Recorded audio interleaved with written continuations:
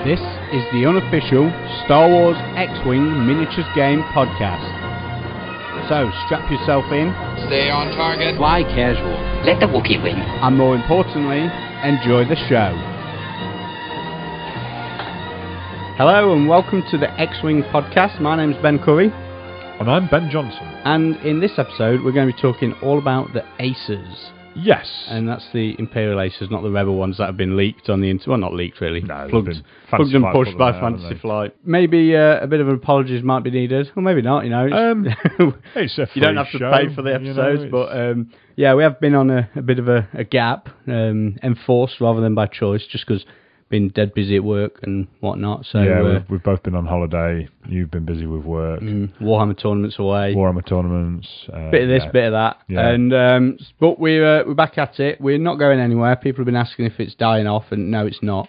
It just might not be as regular as we'd hoped. But we sat down this evening. We're going to get, 2, maybe 3 episodes in the can. Try and get a few recorded. So the next few, we've got Aces today. We're going to be, next episode after this one will be painting. Yeah, painting. Painting ships. And then we're going to do an episode on gaming tables as well. Yes. We've got the new Rebel Transport, got my hands on that as well, so that's not in the too distant future as well. We did, yeah. That it lasted all of, 4 turns before we killed it?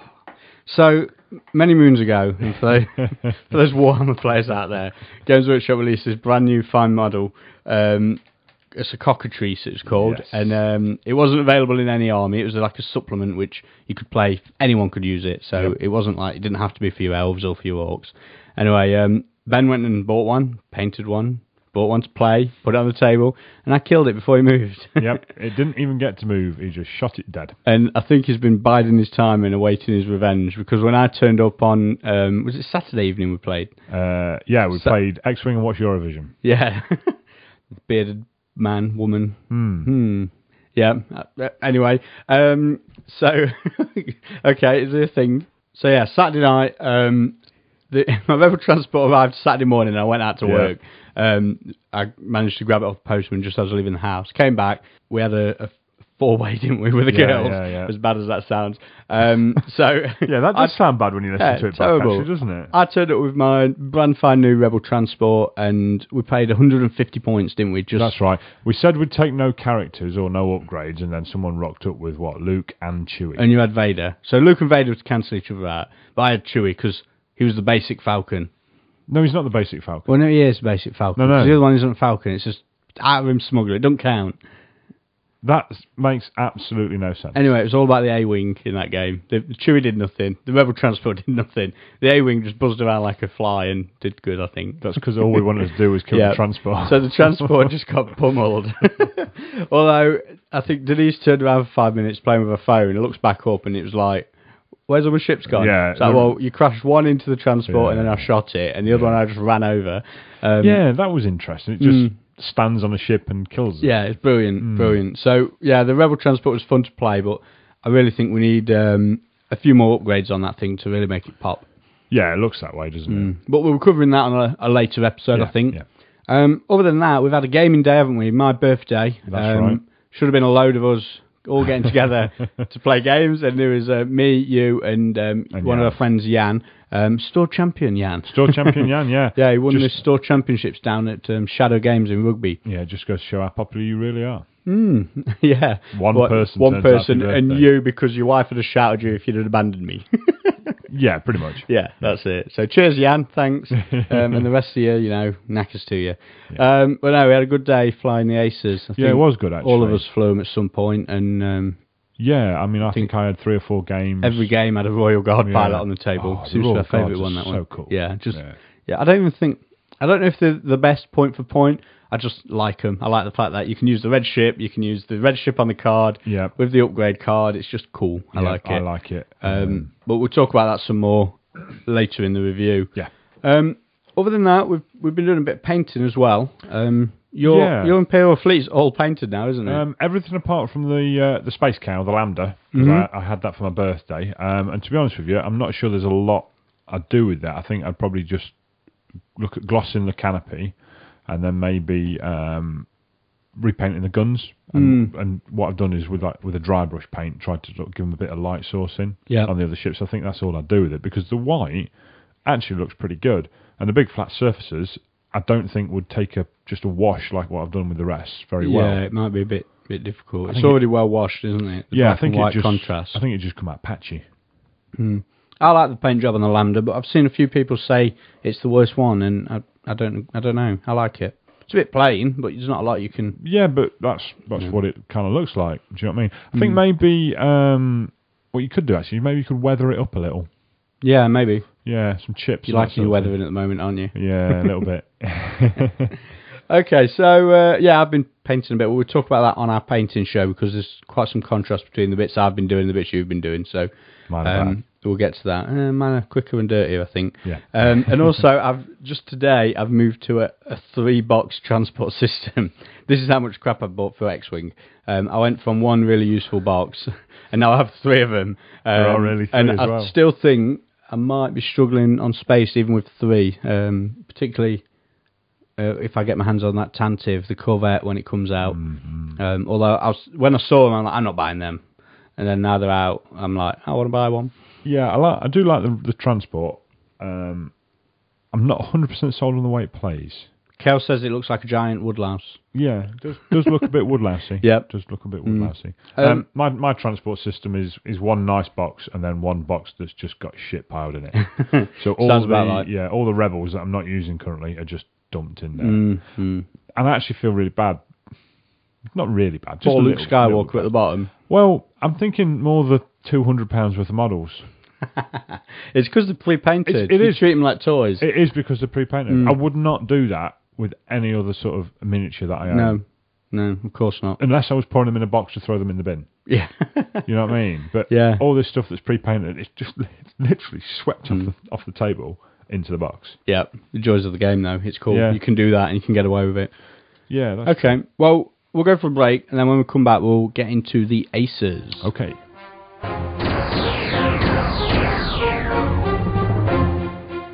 Okay, so let's get into the Aces review. It's a cool box set, isn't it? It is pretty cool, yeah. Yeah, although you think, big box, and it's like 2 tiny little ships. Yeah, but you only get it for the cards anyway. What are your thoughts on the alternate colour schemes? I don't know. Let's do the paint quality first. What do you reckon to that? Did they do a good job? I thought the black one with the red stripe was the same sort of quality as all the rest. I thought the red one, not so hot. I was a bit meh with that. But then painting red over black like what they have is always a bit of a pain in the arse. I mean, I repainted mine, as we'll talk about on another show, but that was a bit of a chore. But yeah, that was the only one that I've looked at and I've gone, that's not very good. I felt the silver bits on it let it down. Even the red over the black wasn't too horrible because it's just darkish red. But I thought the silver bits were a bit of a mess, really. I wasn't impressed by that. I think it's the I don't know whether it's a red undercoat that they've done and then tried to go over it or what. I don't know how they've done it. Yeah, it's an odd one, but I really like the fact that we've got alternate schemes for the models, and we've seen the Rebel Aces box set, and a different coloured B and A wings. They look good. They look really cool, and I'm a massive fan of that. I just keep buying all of them. They keep releasing them in different colours, with or without cards. I know a lot of people have bought the Aces for the upgrade cards. You get the we'll talk about them in a bit, but you get the upgrade cards in there, and the extra pilots and things. But I'd splurge on the alternate models anyway. I think. Yeah. Obviously, price point. Well, not really price point dependent, to be honest. If I was playing, say, a TIE Swarm, and I wanted a different style of ships for the different, academies of one sort, Black Squadron another sort, I'd buy them, and I'd like to have that option. I'm not sure I would.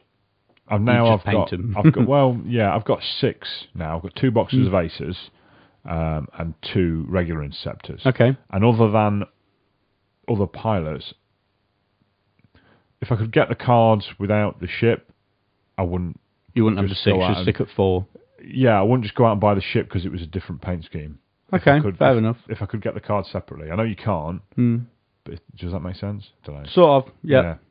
No, I like it. I like the different paint, and I'd definitely spend on it. I like it, but if it was just that, you like the whole package. It wouldn't be enough. Do you know what I mean? So if they did 3 different Interceptor colours, that the cars, the pilots were all exactly the same, I wouldn't feel the need to go. I say I wouldn't.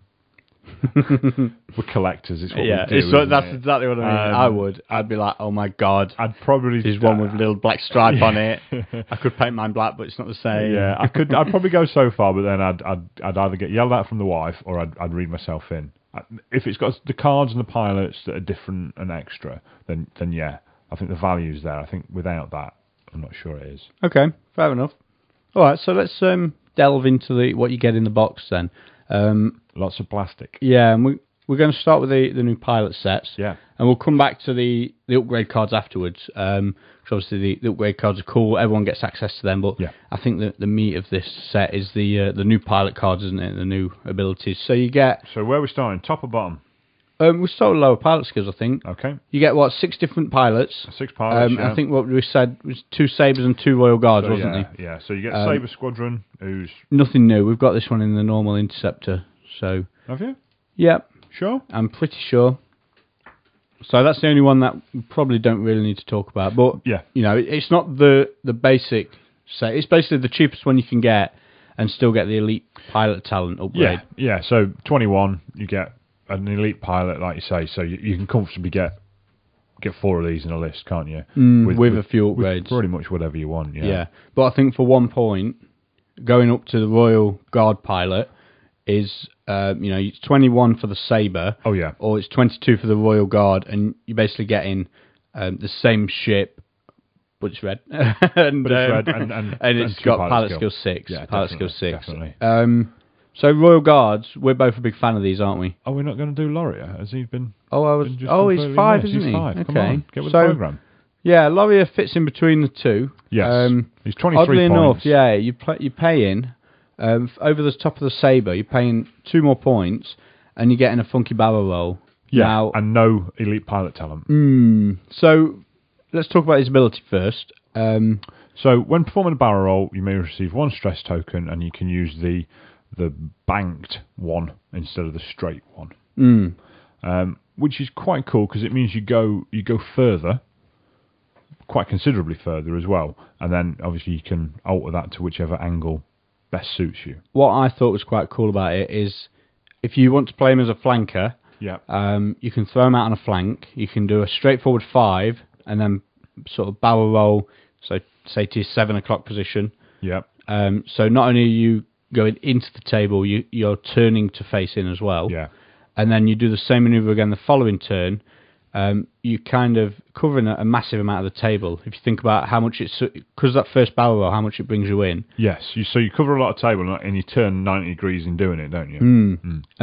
But is that better than flying forward and doing the same manoeuvre as a boost? No. It puts you in a different position in the table, granted. But it would be nice if you can combo that with the boost as well. If you could do that barrel roll manoeuvre and that boost manoeuvre, because the two of them together would bring you... It's almost like doing a K turn over 2 rounds. Yeah, it is. You do the 180, but and cover a lot of table. Yeah. But without the pilot talent. But you got no access to that pilot talent. So I think his ability is great. And, we've seen on the Fantasy Flight Games site, they did the breakdown of this pilot and how his ability works. And, if you fly straight at another ship and you're jousting, you can barrel roll to the side and you can get that flank shot without your opponent being able to see you and all that. But I kind of personally think that's a bit situational, and I think it's too situational. Unless you really, really, I think he's one of them. If you really played him and got a very specific role and built him into the list, I think you could do well with him. Yeah, but generally, I think at 23 points, sitting in between, that 22 or above, the 22 on the Royal Guard, 21 on the Sabre, you're giving away 1 pilot skill and the elite pilot talent slot to the Royal Guard. I mean, the Royal Guard with veteran instincts is pilot skill 8 and 23 points. So it's it's a big jump. So I really do like Loria's ability. I think it's cool. I think it's one of those pilots where you really need to want to play that ability to use him. And like I say, I think if you can build that in, then it could be all right. Okay, so next up, Royal Guard pilot. As we've probably already made clear, we're both a fan of this one. Yeah, I mean, we've said on previous shows, we both love Star Wars. I certainly do. And the Royal Guards, the guys stood there, were always my favourite. They were very cool. And then they got even cooler when Yoda just bitch slapped them. But he just wanders in the door and just boom, and they fall over. That's very cool. And this is just such a good ship. Pilot skill 6, 22 points, elite pilot talent. And it combos really nicely with push the limit. So 25 points with push the limit. So 4 of those, which is what we'll get onto later when we talk about the games we've had. That was the first thing that I looked at, was all identical, which gives you actually really, interestingly, lots of options, because you can move whatever you want to move, because they're all the same pilot skill. You get that choice. So I played Tom Reed at the Store Championships we went to last month, and he was running it was Red Squadron X's and Dagger Squadron, and they're all pilot skill 4, and he really liked that because it was, rather than running bigs or whatever and trying to find the points, he'd rather run them all at the same pilot skill for the same reasons you're saying. Yeah. Pilot skill 6, it's quite high. Pretty high, yeah. Yeah. And then being able to do the push the limit, all 4 of them flying in, focus evade, which took a bit of a while to figure out that's actually the you were flying them around, barrel rolling and boosting and all that, and having fun and dying. Kept getting shot. Yeah. It's like, this is rubbish. And then it's like, no, just focus evade. Yeah, green maneuver, focus evade. And it's a lot of firepower as well. These, the Interceptors, they are really the glass hammer. Yeah. You're chucking 3 dice and you decent pilot skill with focus. You can put some real damage down. Well, did we not? Oh, was it you I played? I think it was. Basically, almost took the Falcon down in a round. 3 of them at short range, 1 of them at range 2, all focused, with the Falcon only getting 1 dodge dice. It was the amount of damage it does is horrid. Like you said there, glass hammer. You shoot back at them. And they die real hard. So that focus evade with push the limit. Yeah. And the dial on the Interceptor's great. So there's a whole bunch of green maneuvers. Amazing. And you can soon shed that stress. I mean, when you play against the Interceptors a lot, you soon get used to the fact that where they're going to move and how they're going to maneuver because of that push the limit stress, and you can kind of predict them a bit. But they are still, if they decide, well, whatever, I'll stay stressed this turn and do something funky, they've got the options to do that. Yeah, but I mean, I'll just pick the dial up now. They've got a green 4 straightforward. So they can fly in close and then just get the hell out of there. Green straightforward, boost barrel roll. Yeah. They again, like you say, they cover a heck of a lot of distance, and the fact they can boost and barrel roll gives you options as well of just being able to nip behind some terrain behind an asteroid to get another defense dice. It's really good. And I mean, we've said we're talking about the Royal Guards here, and we're saying all this, but you can soon do this on the Sabre. Oh yeah. And you save 4 points in the list, so you can soon. So one of them could get a shield upgrade or something like that. Yeah, something like that. So you've got options, or if 3 Sabres push the limit, and then you've got points for maybe a beefed up, maybe Con or Jax or something. As we'll come to later. While we're still on the Royal Guards, though, one thing I do like with that list you've just talked about is the fact that you can, if you've got the original Interceptors as well, Turr Phenirr fits nicely in there. Yeah, it does. Because you get three of the Royal Guards for 75 points with push the limit, and then Turr Phenirr in there at 7, pilot skill 7, 25 points. He kind of doesn't need push the limit because he comes with it in style. After you've attacked, you can boost or barrel roll for free. Yeah. And I just think he fits nicely in that list, and he gives it something a bit different. And, I like it. It does fit nicely in it. It does. Okay, so moving through. Do we have to? I really like it. You like that? You want to stay there? So, Kirkanos. He's pilot skill 6, so he's a Royal Guard. He's 24 points. He doesn't have access to the pilot talent now, which is really weird because he's in that red ship. He's clearly a Royal Guard, but there's no elite pilot talent on there again. Yeah. However, he does have a really cool ability. If you could give him, so just think of him with push the limit. Yep. He'd be amazing. Like proper amazing. Because When attacking at range 2 or 3, you may spend 1 evade token to add 1 hit to your roll. Focus and evade. Yeah. Yeah. Boom, boom. It would be crazy. So I do like him. 24 points. You know, again, you could easily pop him in, and something like Turr Phenirr in with a couple of guards, and you know, Turr Phenirr can get an upgrade, or you know, there's some scope to put him in, and his ability is cool. But again, I think you've really got to want to fly this guy. I think so too. I think also as well, the fact that he's pilot skill 6 means he's shooting before a lot of things. So you're going to shoot, and then you're going to have to make that call on: do you spend that evade token?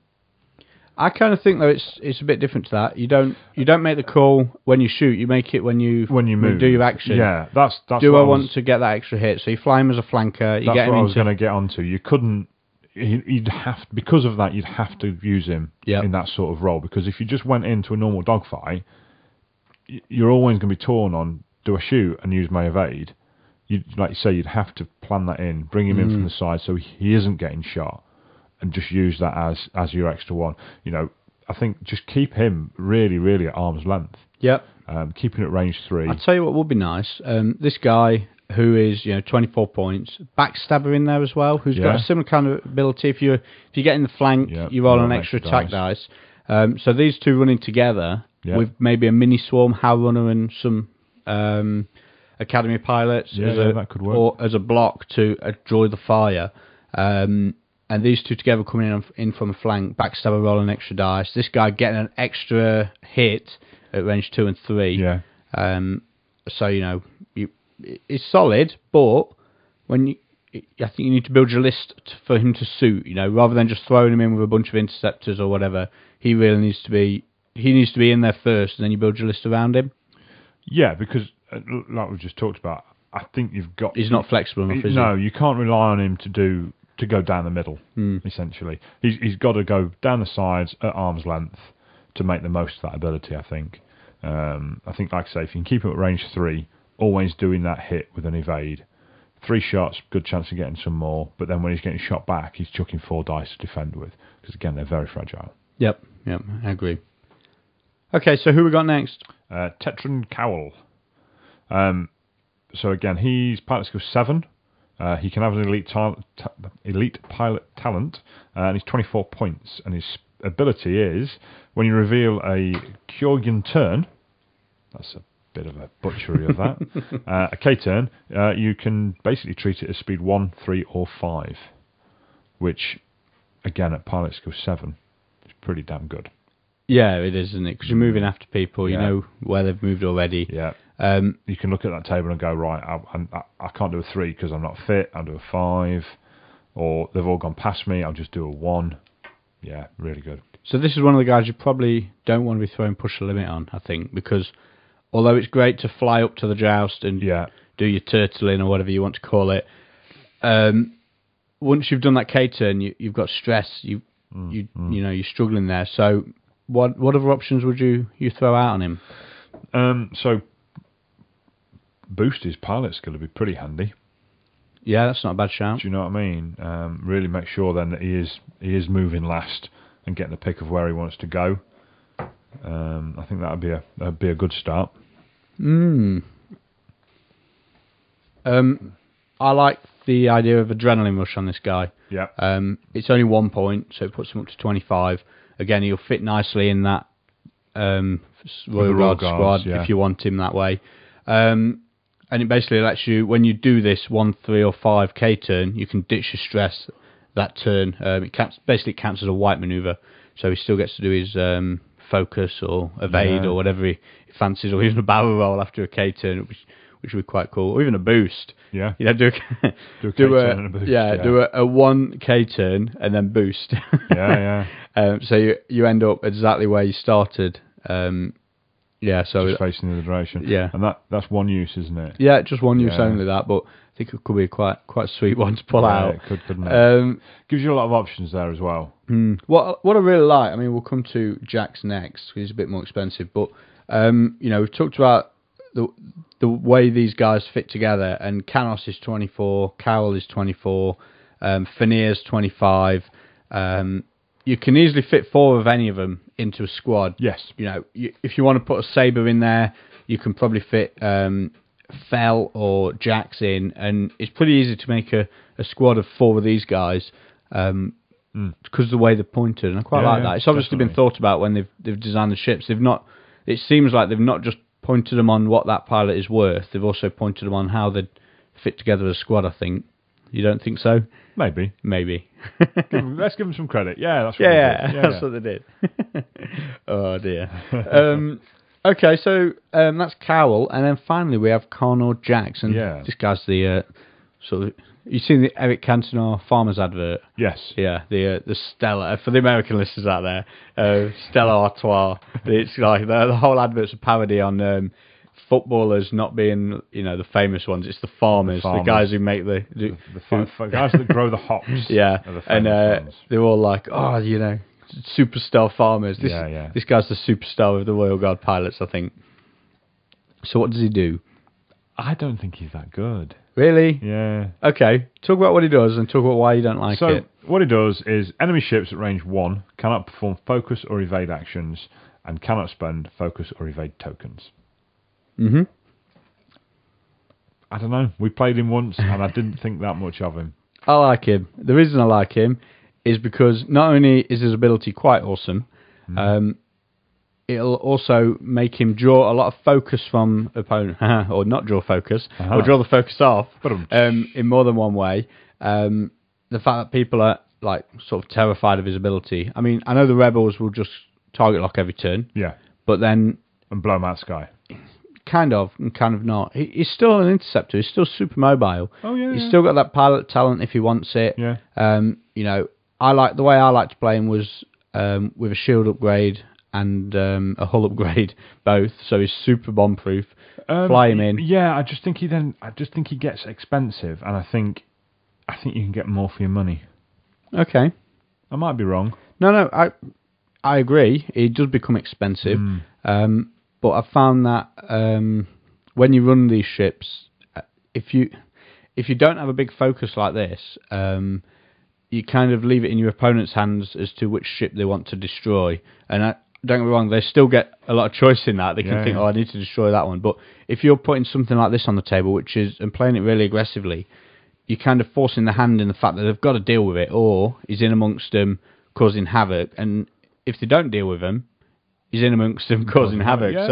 They've got to put the focus on him. And if you can play him in a way where they have to do something they don't want to do to deal with him, either turn to face him or slow an advance or speed up an advance or whatever to deal with this guy. Yeah. They're not dealing with the other 3. And you should be able to take advantage of that, I played him with, I think 3 games with him, with the Shuttle. So bombing him forward, causing some havoc, making the ships turn around to face him. They'd have the Shuttle come in, second wave, Vader-ing people to death and just generally crashing into folk and getting in the way and dying a slow white whale death. He was cool. I really enjoyed him. But I can also see how, because of his ability, you want to play him aggressively and you fly him in there and he just dies cheaply. Yeah. No, I can see that.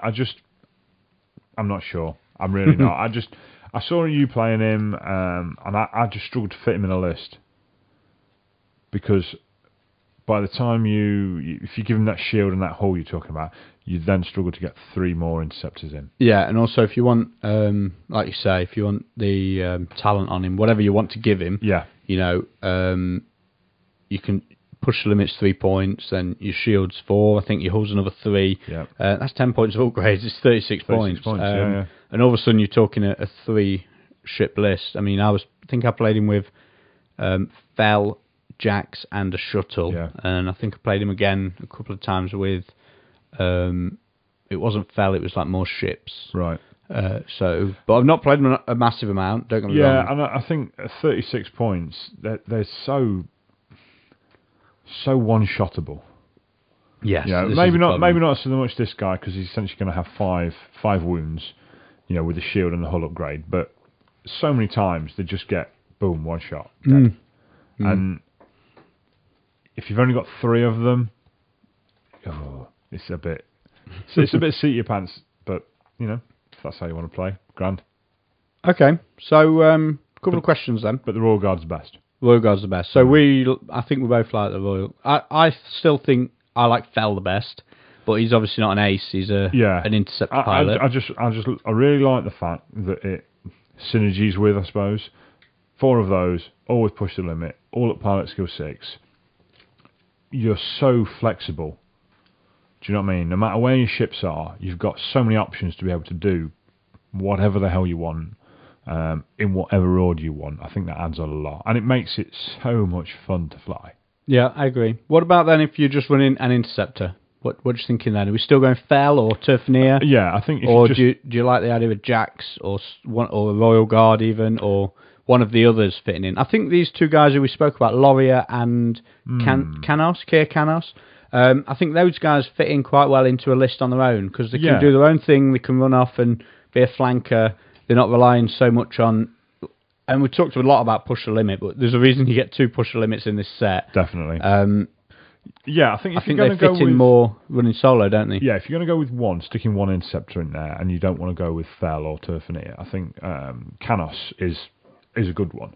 Like you say, especially if you know things like the Shuttle taking up people's attention, a couple of other ships darting about, and then this guy just mixing it up on the sides, shooting from range, getting shot at from range, and not getting bothered. And the thing is as well with him, because he's an interceptor, if something does come across to bother him, you could just bugger off out of the way. Yeah, get out of the way. Yeah. Definitely. Okay, so let's move on and talk a bit about the upgrades a little, and then we can come back to talk about lists again once we've covered the upgrades some more, because I think some of the upgrades make and break the lists, I reckon, some of the new ones. Yeah.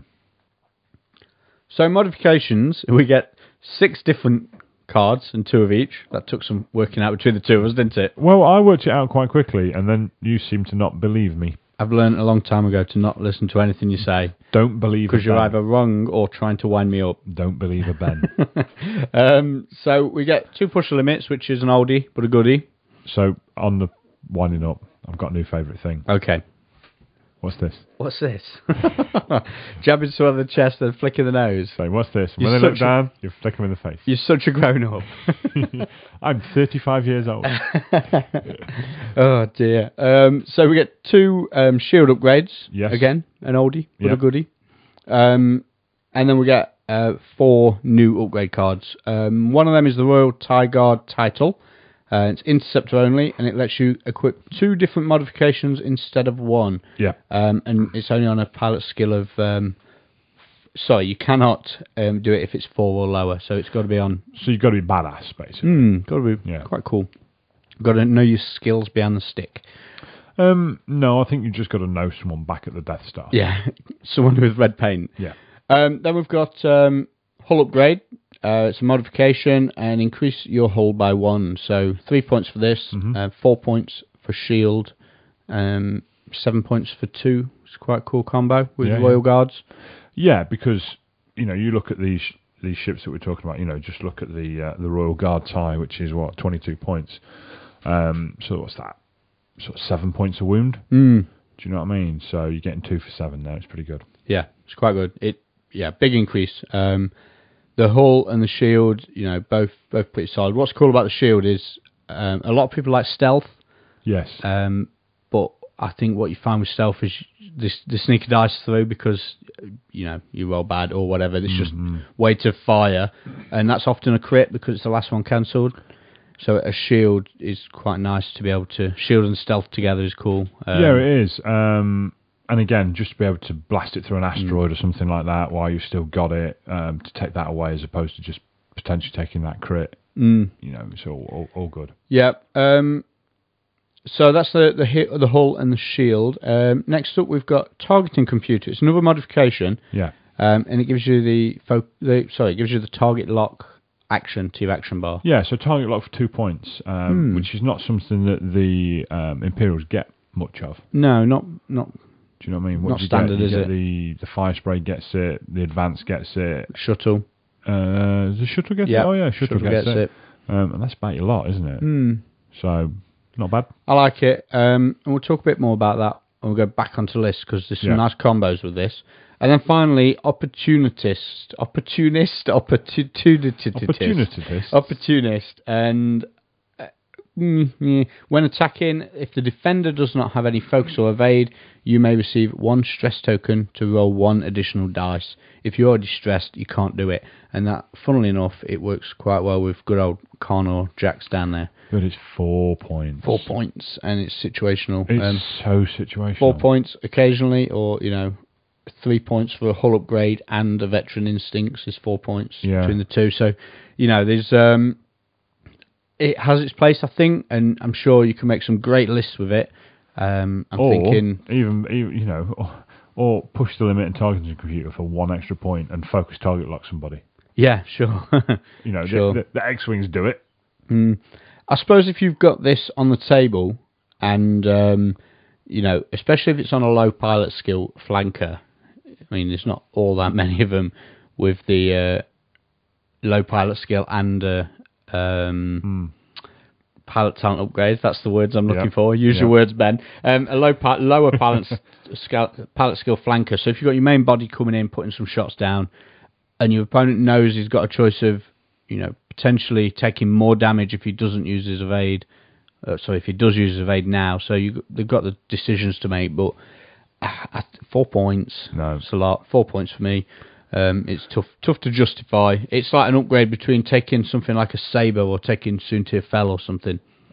Yeah, for a really sometimes use, If you use that twice in a game, I'd be surprised.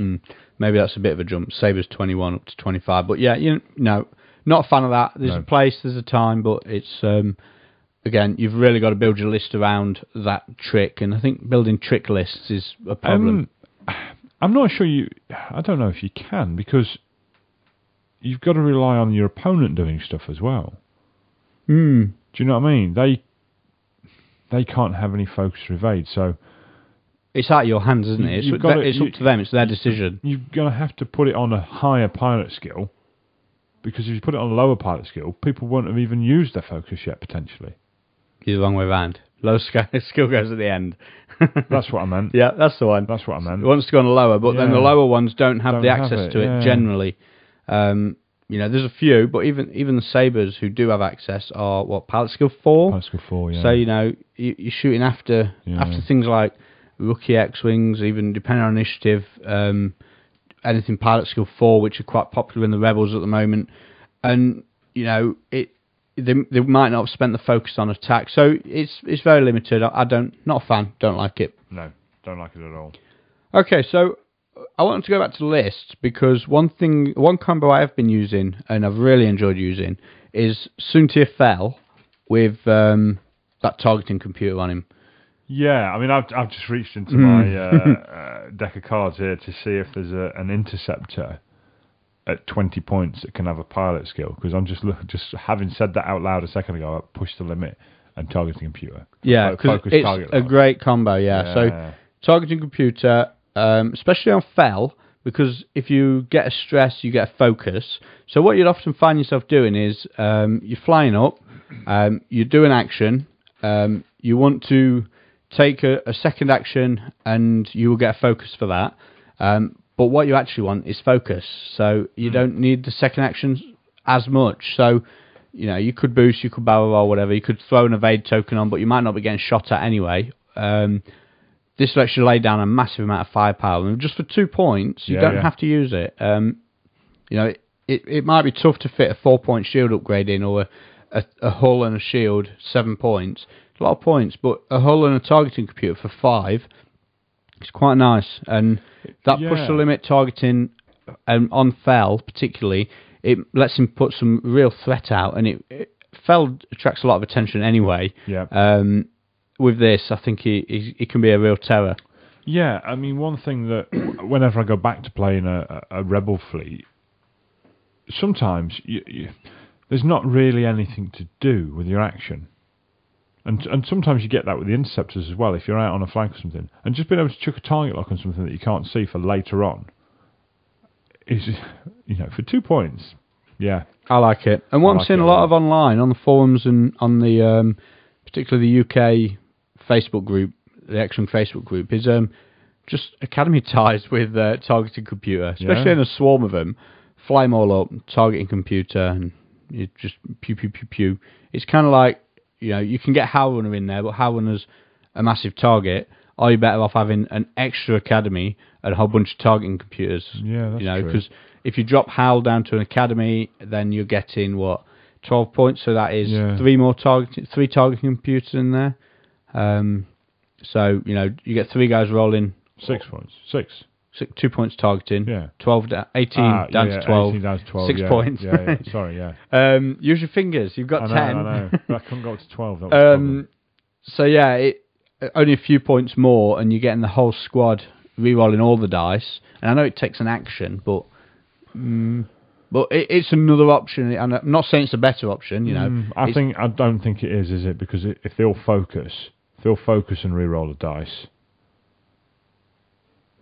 then that's focusing target on it's about the same on offense. The maths, it's almost identical on offense. It's whether you want the flexibility of being able to stack in future rounds or possibility of a defense. It's the choices of what makes the difference. But the point is, I think at 2 points it's playable. It's got a lot of options. Absolutely, tons you can do with it. It's 2 points, and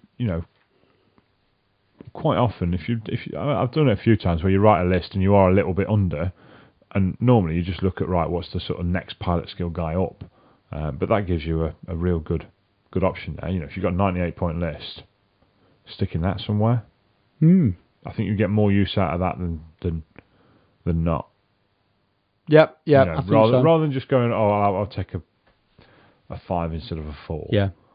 Don't get me wrong. A lot of people still prefer to go solid. If you've got a shield on there already, the choice between a hull and a targeting computer, a shield, hull, push the limit, interceptor is really hard to bring down when you've got 5 health and focus evade every turn. It is really tough. Really tough. Yeah, it is. But I think having that targeting computer makes the interceptors a bit more sort of flexible and being able to really have some fun. I think this might be where the sabers can come into their own. You get 4 of those with push the limit and targeting computer on 3 of them.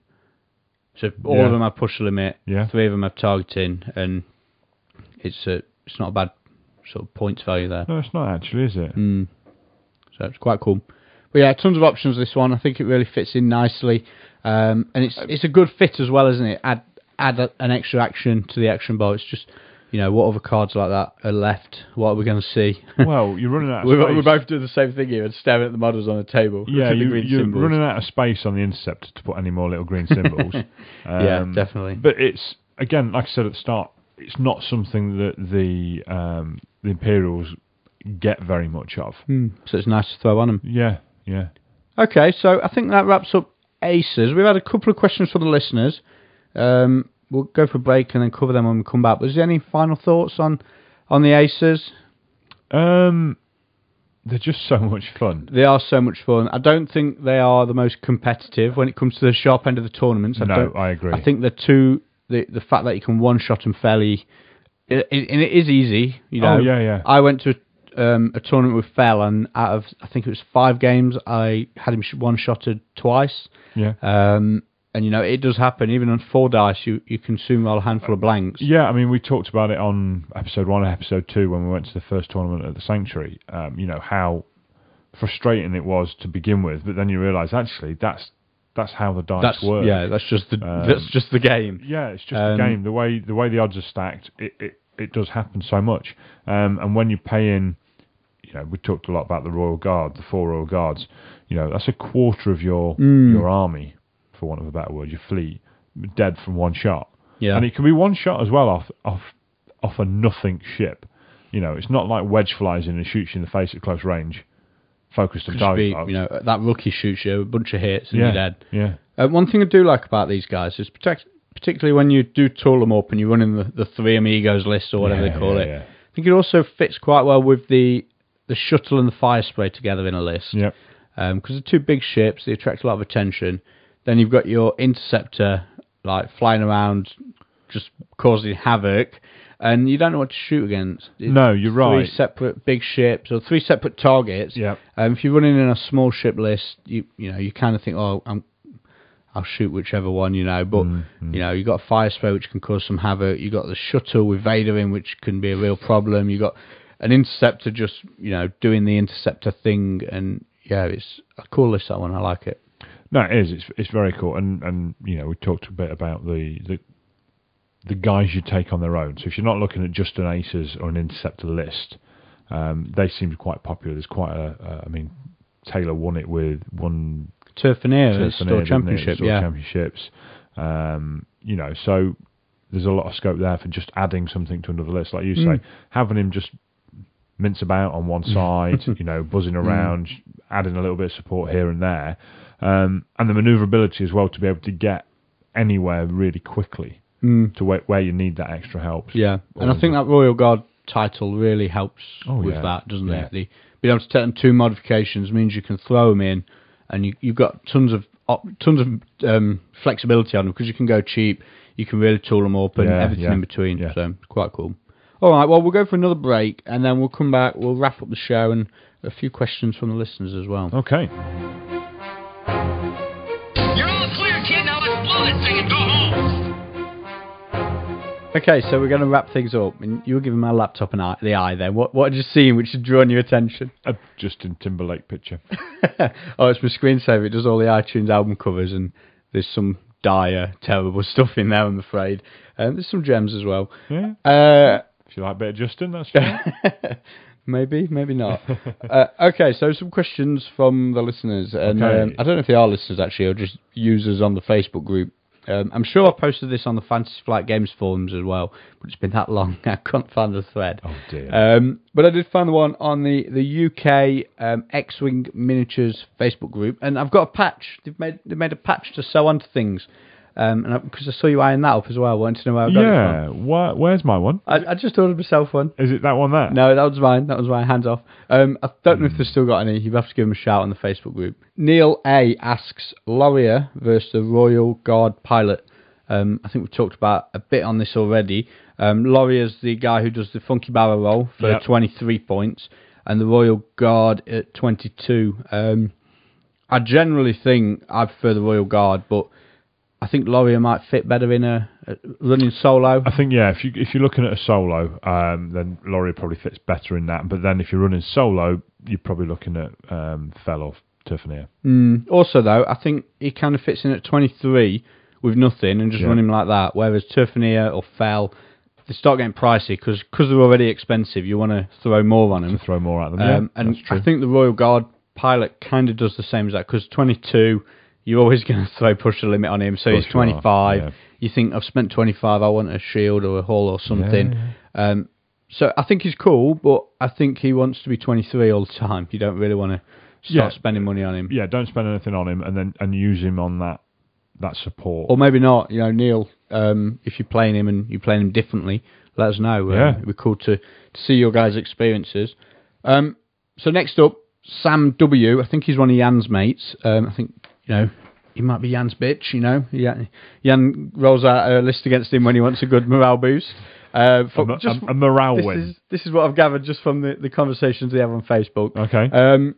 He says that Aces, and with the onset of Aces, we're going to see more modded wins at tournaments, because they're not a list that flies in your face, guns you down and wipes up. It's more of a finesse, fly around, chip around the edges. Maybe, and maybe that's...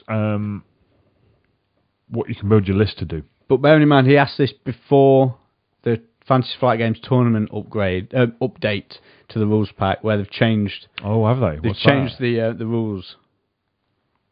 Yeah, they've changed the tournament scoring, so it used to be 33 points for a modified win. I think it's 12 now. I don't have the... Try to look for the rules pack, but internet's been slow. Basically, they've cut down the band you need to achieve a full victory. Right. So, which is quite cool. To 12? I think it's 12, yeah. You want me to double check for sure now, don't you? That's really narrow. Let me double check for sure. Yep. Cheeky. Edit. Check. Yep. Back in. 12. 12 points. Quite cool, isn't it? We've not done a tournament for a while, so... so we don't know things have slipped us by. To be honest... That cuts down the modded wins, doesn't it? Well...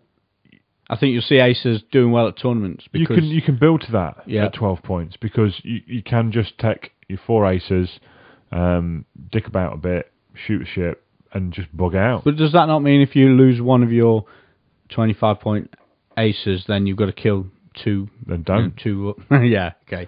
Same as before. No, but it goes back to looking at so a hull, a shield, a push to limit. Yeah, they get expensive, and you can only have 3. But do they just go in, do enough? You'll probably lose to 1. blast something. Yeah, because you lose 1. You can kill do you enough. even lose 1? Do you just go in, blast a ship, and just get Win out? yeah, you're right. So if you win, I can't remember if it's more than 12 or 12, Yeah. but you could run in and kill a black squadron out of a swarm, and you're away. And then bug out, fly around, don't take hits, play the timeout. Yeah. And don't slow play. No. Play all your turns fast still, but just focus evade. Maybe a bit of Slow play. but Yeah. It's all good. Yeah. I'm okay. going to do that next time. Yeah, 3. Yeah. 3 aces. Yeah. Who? 3 Royal Guards. 3 Royal Guards Yeah. fully tooled. Yeah. Can you do that? What is 25 that? Yeah. and 7, 32. Yeah. Yeah, you can do. Yeah, it puts you in at what? In fact, it puts you in at what, 96? Can go for another 4 points somewhere. You just get initiative. You can't spend it. Yeah, no, you can't. You could do, instead of hull, you could do stealth. So that's the 4 points. So that'd be 97. You prefer hull to stealth? I think I do. Yeah. I think it's always there. Always there. It's 5 wins a ship. It's yeah. Yep. There you go. Then that's your next list. Like I say, 15 wounds. Well, I think if I was doing the 3, I would do Phenirr, Fell, and maybe not Jax actually. Maybe Jax puts the expenses too high. Maybe a Royal Guard and keep it a bit lower. Yeah. Again, I just like the utility of them all being the same. Okay, so that's Sam W. If it isn't Sam W. Jan's bitch, we apologise, Sam. There's another Sam out there. Maybe he's also Jan's bitch. Okay, and Stu G says mods or talents or both. Well, we've just been talking there about that. It depends on the configuration, doesn't it? Yeah, I think it depends on the guy you're going with. It depends on the job you want him to do, and how you want the list to play. Really. I think the joys of it is the flexibility you can choose. Yeah. So yeah, that's Aces. Okay, so before we get out of here, some shout-outs. I'll get my little Star Wars book from my show notes in. Exciting. Galactic Cup, it says on my show notes. So, Mr. Froggies from the... You're making that up. It's an internet name. Oh, okay. His name's Scott from the Scum and Villainy podcast, another X-Wing show from the States. He's running the Galactic Cup over on the Team Covenant website. Now, he did ask me to plug this for him when there was still after people entering. Okay. But it's actually up and running with... I'm going to say, has it been done by now? The group stages are running. With over 100 players entered, which is pretty impressive. That's good, yeah. It's a War Machine style as well, 2 lists. So you bring 2 lists, and you reveal your dial at the start to say which list you're using, which is cool. I like that, yeah. So a bit more flexibility in the tournament format. It's groups... Do you have to bring 2 lists? No, you could just bring 2, and you submit 2 lists. Could they be the same? It's like you go to a tournament with War Machine, unless you're not forced to use them a certain number of times. You could just say, these are my 2 lists. Your opponent doesn't know that you've only got 1 set of models, and you're only playing with your Aces list rather than your, But yeah, no, it's. So there's group stages, and it's done by region. So the UK guys have all been put in one, and the different time zones is tried to group them by. And it really is the World Cup. It's the Galactic Cup. Everyone's people from all over the place, and then it's going to narrow down into a knockout after that. And it's really cool. I've not played Vassal yet. I played War Machine Vassal a few years ago. I've not played X-Wing Vassal. I've never even seen Vassal running. I'll have to show you in a bit, but I have watched some of the game logs. So as long as your spacebar can take the pounding to flick through to the next, it just take a lot of presses. Right. It is quite cool to see the games in play. Can you do it on iPad? No, this is the problem. Yeah, you can't do it on iPad. You could possibly, you just can't. It's 2014. You can land on the moon with an iPad. Yes. But no, it's really cool. So unfortunately, sorry not being able to plug it beforehand. But definitely go over to Team Covenant website, and if you go to the basically the homepage section, you can't miss all the threads being posted, organising games. Because it's done on Vassal, there's been some talk of live commentary on streaming the games, so people can watch the videos, and a couple of guys are going to comment on the videos as well. So that's good. One of the users called Sozin has talked about doing that on Twitch TV, so keep an eye out for that.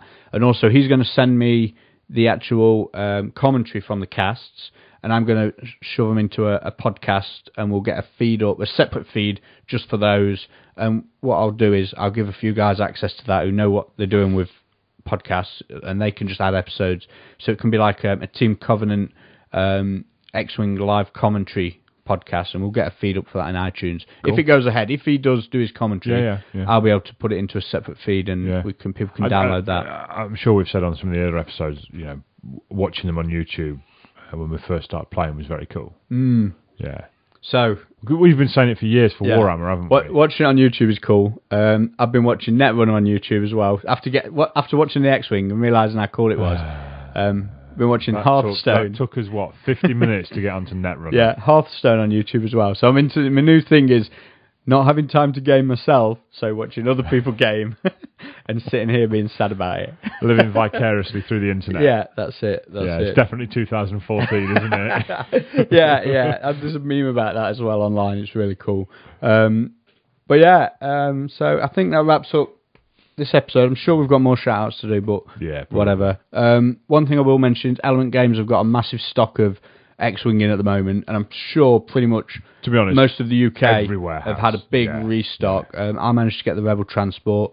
I know there's a ton of B-Wings back in the UK, so if you're looking for rare ships, B-Wings, things like that, this should all be, your FLGS, friendly local game store. Should be able to grab them. So get them while they're still in. While they're still there, because the slow boat from China takes a long time. Okay, so that's this episode done and dusted. If you want to get in touch, you can head on over to xwingpodcast.com and click the subscribe link on the top of the website. Yeah. And it's got a massive link of all the places you can get to us. We're on Facebook, Twitter, YouTube. You can email us. It's all on there. It's the easiest place to go to find it. Or just search for X-Wing Podcast on your chosen social stream, and I'm sure we'll be popping up like a dirty one, putting it about, how it is. You're frowning, you don't like the look of that. No, that's a bit graphic. Yeah, a bit graphic. Yeah. We'll see you on the next episode where we're going to be talking about painting ships or tables or which. And it won't be in 6 weeks. No, it won't be in 6 weeks. It'll just be in a couple. We promise. Maybe. Okay, guys. Thanks so much for listening. Thanks for listening, we'll see you on the next show.